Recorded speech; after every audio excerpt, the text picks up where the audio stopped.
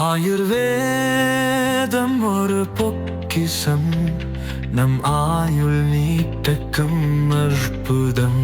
Doctor Srivarma's மாதிரி சொல்லியிருக்காங்க. நான் எந்த அரசியல் கட்சியிலும் ஈடுபடல, நடுத்தரமானவர் அப்படிங்கிற மாதிரி ஒரு அறிக்கை வந்து வெளியிட்டிருக்காங்க. உங்களுடைய கருத்து? என்னுடைய அரசியல் வாழ்க்கையை பொறுத்த மட்டிலும் எந்த ஒரு தனிநபர் விமர்சனத்தை நான் அனுமதிப்பதில்லை, நானும் பேசியதில்லை.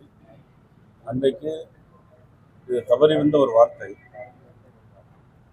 அதற்கு எங்களுடைய அகில இந்திய தலைவி மதிப்புக்குரிய வானதி சீனிவாசன் அவர்களும் ஏற்கனவே என்னிடம் பேசியிருந்தார்கள். நேற்று கூட முன்னாள் மாநில தலைவர் மதிப்புக்குரிய திரு அண்ணாமலை அவருடைய வீட்டுக்கு சென்றபோது அவரும் குறித்து இது குறித்து என்னிடம் பேசினார். உண்மையிலே யாரேனும் இதில் வருத்தப்படுவதானால் என்னுடைய வருத்தத்தை நான் மனப்பூர்வமாக தெரிவிக்கிறேன்.